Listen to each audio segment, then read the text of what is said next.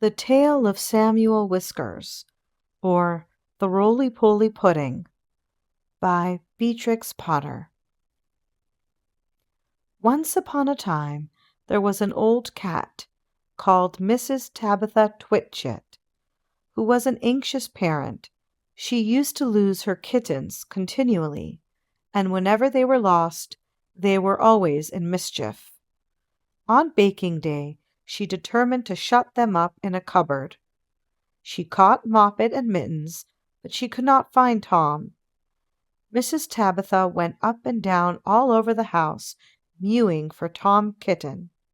She looked in the pantry under the staircase, and she searched the best spare bedroom that was all covered up with dust sheets. She went right upstairs and looked into the attics, but she could not find him anywhere. It was an old, old house, full of cupboards and passages. Some of the walls were 4 feet thick, and there used to be queer noises inside them, as if there might be a little secret staircase. Certainly there were odd little jagged doorways in the wainscot, and things disappeared at night, especially cheese and bacon. Mrs. Tabitha became more and more distracted, and mewed dreadfully. While their mother was searching the house, Moppet and Mittens had got into mischief. The cupboard door was not locked, so they pushed it open and came out. They went straight to the dough, which was set to rise in a pan before the fire. They patted it with their little soft paws. "Shall we make dear little muffins?" said Mittens to Moppet. But just at that moment somebody knocked at the front door, and Moppet jumped into the flour barrel in a fright. Mittens ran away to the dairy and hid in an empty jar on the stone shelf where the milk pans stand. The visitor was a neighbor, Mrs. Ribby. She had called to borrow some yeast. Mrs. Tabitha came downstairs, mewing dreadfully. "Come in, Cousin Ribby, come in and sit ye down. I'm in sad trouble, Cousin Ribby," said Tabitha, shedding tears. "I've lost my dear son Thomas. I'm afraid the rats have got him." She wiped her eyes with her apron. "He's a bad kitten, Cousin Tabitha. He made a cat's cradle of my best bonnet last time I came to tea." "Where have you looked for him?" "All over the house. The rats are too many for me. What a thing it is to have an unruly family," said Mrs. Tabitha Twitchit. "I'm not afraid of rats. I will help you to find him, and whip him too. What is all that soot in the fender?" "The chimney wants sweeping." "Oh, dear me, Cousin Ribby, now Moppet and Mittens are gone. They have both got out of the cupboard." Ribby and Tabitha set to work to search the house thoroughly again. They poked under the beds with Ribby's umbrella, and they rummaged in cupboards. They even fetched a candle and looked inside a clothes chest in one of the attics. They could not find anything, but once they heard a door bang, and somebody scuttered downstairs. "Yes, it is infested with rats," said Tabitha tearfully. "I caught 7 young ones out of one hole in the back kitchen, and we had them for dinner last Saturday. And once I saw the old father rat, an enormous old rat, Cousin Ribby. I was just going to jump upon him when he showed his yellow teeth at me and whisked down the hole." "The rats get upon my nerves, Cousin Ribby," said Tabitha. Ribby and Tabitha searched and searched. They both heard a curious roly-poly noise under the attic floor, but there was nothing to be seen. They returned to the kitchen. "Here's one of your kittens at least," said Ribby, dragging Moppet out of the flour barrel. They shook the flour off her and set her down on the kitchen floor. She seemed to be in a terrible fright. "Oh, mother, mother," said Moppet, "there's been an old woman rat in the kitchen, and she's stolen some of the dough." The 2 cats ran to look at the dough pan. Sure enough, there were marks of little scratching fingers, and a lump of dough was gone. "Which way did she go, Moppet?" But Moppet had been too much frightened to peep out of the barrel again. Ribby and Tabitha took her with them to keep her safely in sight while they went on with their search. They went into the dairy. The first thing they found was Mittens, hiding in an empty jar. They tipped up the jar and she scrambled out. "Oh, mother, mother," said Mittens. "Oh, mother, mother, there has been an old man rat in the dairy, a dreadful 'normous big rat, mother, and he's stolen a pat of butter and the rolling pin." Ribby and Tabitha looked at one another. "A rolling pin and butter? Oh, my poor son Thomas!" exclaimed Tabitha, wringing her paws. "A rolling pin?" said Ribby. "Did we not hear a roly-poly noise in the attic when we were looking into that chest?" Ribby and Tabitha rushed upstairs again. Sure enough, the roly-poly noise was still going on quite distinctly under the attic floor.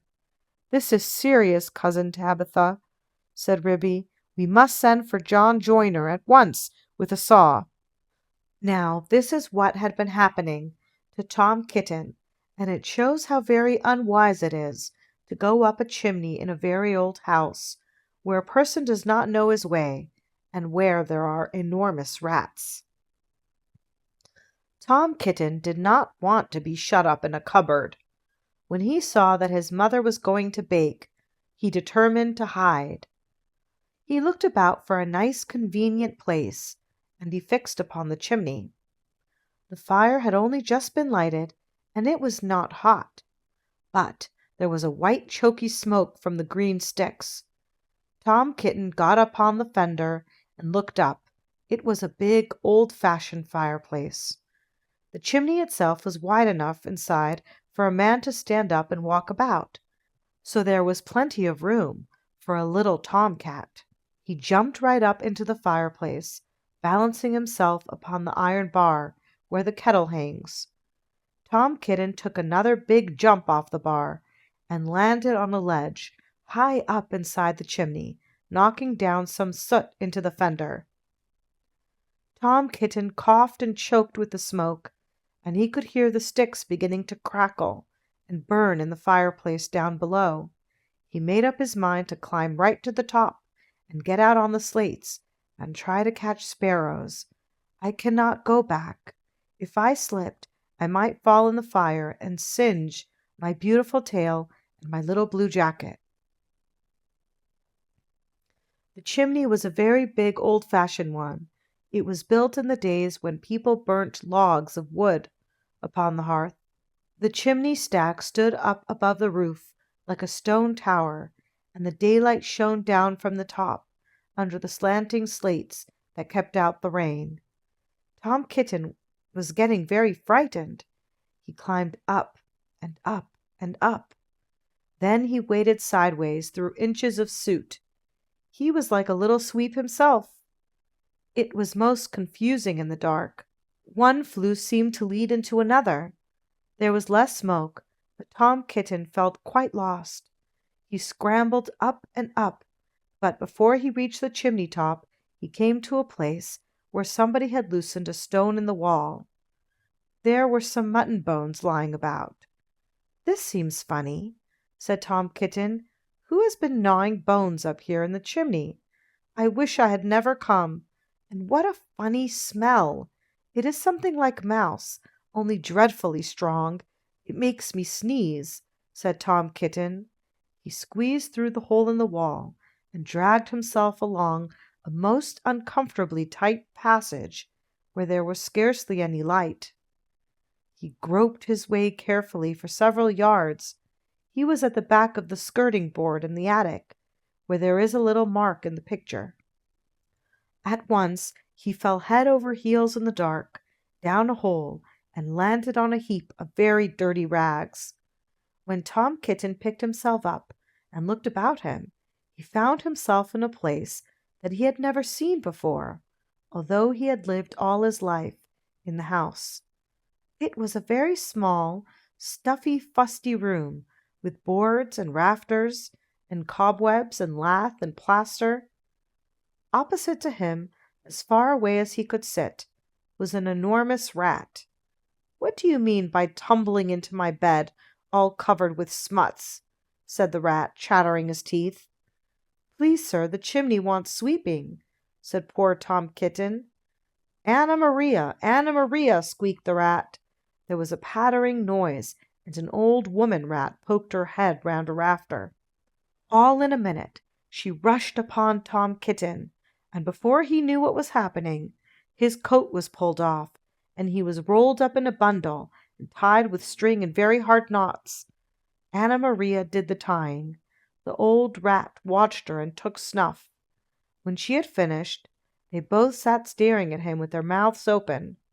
"Anna Maria," said the old man rat, whose name was Samuel Whiskers, "Anna Maria, make me a kitten dumpling roly-poly pudding for my dinner."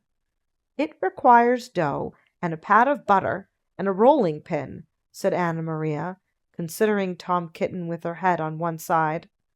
"No," said Samuel Whiskers, "make it properly, Anna Maria, with breadcrumbs." "Nonsense! Butter and dough," replied Anna Maria. The two rats consulted together for a few minutes and then went away. Samuel Whiskers got through a hole in the wainscot and went boldly down the front staircase to the dairy to get butter. He did not meet anybody. He made a second journey for the rolling pin. He pushed it in front of him with his paws, like a brewer's man trundling a barrel. He could hear Ribby and Tabitha talking, but they were busy lighting the candle to look into the chest. They did not see him. Anna Maria went down by way of the skirting board and a window shutter to the kitchen to steal the dough. She borrowed a small saucer and scooped up the dough with her paws. She did not observe Moppet. While Tom Kitten was left alone under the floor of the attic, he wriggled about and tried to mew for help. But his mouth was full of soot and cobwebs, and he was tied up in such very tight knots he could not make anybody hear him, except a spider, which came out of a crack in the ceiling and examined the knots critically from a safe distance. It was a judge of knots, because it had a habit of tying up unfortunate bluebottles. It did not offer to assist him. Tom Kitten wriggled and squirmed until he was quite exhausted. Presently the rats came back and set to work to make him into a dumpling. First they smeared him with butter, and then they rolled him in the dough. "Will not the string be very indigestible, Anna Maria?" inquired Samuel Whiskers. Anna Maria said she thought that it was of no consequence, but she wished that Tom Kitten would hold his head still as it disarranged the pastry. She laid hold of his ears. Tom Kitten bit and spat and mewed and wriggled, and the rolling pin went roly-poly, roly-roly, poly-roly. The rats each held an end. "His tail is sticking out. You did not fetch enough dough, Anna Maria." "I fetched as much as I could carry," replied Anna Maria. "I do not think," said Samuel Whiskers, pausing to take a look at Tom Kitten, "I do not think it will be a good pudding. It smells sooty." Anna Maria was about to argue the point, when all at once there began to be other sounds up above, the rasping noise of a saw, and the noise of a little dog scratching and yelping. The rats dropped the rolling pin and listened attentively. "We are discovered and interrupted, Anna Maria. Let us collect our property and other people's and depart at once. I fear that we shall be obliged to leave this pudding. But I am persuaded that the knots would have proved indigestible, whatever you may urge to the contrary." "Come away at once, and help me to tie up some mutton bones in a counterpane," said Anna Maria. "I have got half a smoked ham hidden in the chimney." So it happened that by the time John Joiner had got the plank up, there was nobody under the floor, except the rolling pin and Tom Kitten in a very dirty dumpling. But there was a strong smell of rats, and John Joiner spent the rest of the morning sniffing and whining and wagging his tail and going round and round with his head in the hole like a gimlet. Then he nailed the plank down again, and put his tools in his bag, and came downstairs. The cat family had quite recovered. They invited him to stay to dinner. The dumpling had been peeled off Tom Kitten, and made separately into a bag pudding, with currants in it to hide the smuts. They had been obliged to put Tom Kitten into a hot bath to get the butter off. John Joyner smelt the pudding, but he regretted that he had not time to stay to dinner, because he had just finished making a wheelbarrow for Miss Potter, and she had ordered 2 hen coops. And when I was going to the post late in the afternoon, I looked up the lane from the corner, and saw Mr. Samuel Whiskers and his wife on the run, with big bundles on a little wheelbarrow, which looked very like mine. They were just turning in at the gate to the barn of Farmer Potatoes. Samuel Whiskers was puffing and out of breath. Anna Maria was still arguing in shrill tones. She seemed to know her way, and she seemed to have a quantity of luggage. I am sure I never gave her leave to borrow my wheelbarrow. They went into the barn and hauled their parcels with a bit of string to the top of the haymow. After that, there were no more rats for a long time at Tabitha Twitchit's. As for Farmer Potatoes, he has been driven nearly distracted. There are rats and rats and rats in his barn. They eat up the chicken food, and steal the oats and bran, and make holes in the meal bags. And they are all descended from Mr. and Mrs. Samuel Whiskers, children and grandchildren and great-great-grandchildren. There is no end to them. Moppet and Mittens have grown up into very good rat-catchers. They go out rat-catching in the village, and they find plenty of employment. They charge so much a dozen, and earn their living very comfortably. They hang up the rats' tails in a row on the barn door, to show how many they have caught, dozens and dozens of them. But Tom Kitten has always been afraid of a rat.